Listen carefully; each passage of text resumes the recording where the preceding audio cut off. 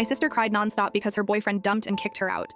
And she deserves it. She wasn't a good girlfriend to him at all. He worked, cooked, and kept their place together while she spent most of her time out with her friends. When she was home, she'd pick up a broom for like 2 minutes and act like she'd been cleaning all day. And she was also cheating. With his childhood best friend, who's a girl, she would lie and say she was with friends, but she was actually sneaking around. Her boyfriend only found out because the girl posted a picture of an inappropriate photo of them together that was meant to go in her drafts. My sister came home to find her bags packed by the door. She begged him to forgive her, but of course he didn't. After that, she came to my apartment and has been staying here, basically crying nonstop. I'd hear her sobbing in the middle of the night, sometimes at 2 or 3 a.m. What made it worse is that she doesn't take any responsibility for what happened. Instead, she keeps saying stuff like it was her bi awakening and that her boyfriend should have been supportive of her. Then one morning, she sat next to me while I was drinking tea and started crying again about how unfair life is. I just lost it. I yelled at her to shut the fuck up and told her she brought this on herself, that she clearly didn't love him if she cheated, and that I don't understand why she's even trying to win him back. She stormed off, called me an asshole, and hasn't talked to me in a week. So I went to talk to my sister in her room. It was really messy in there, and as soon as I walked in, she gave me this glare. I told her I needed to talk and laid it out straight. She needs to get a job, split rent, buy her own food, and actually respect me if she wants to keep staying here. Otherwise, she's out.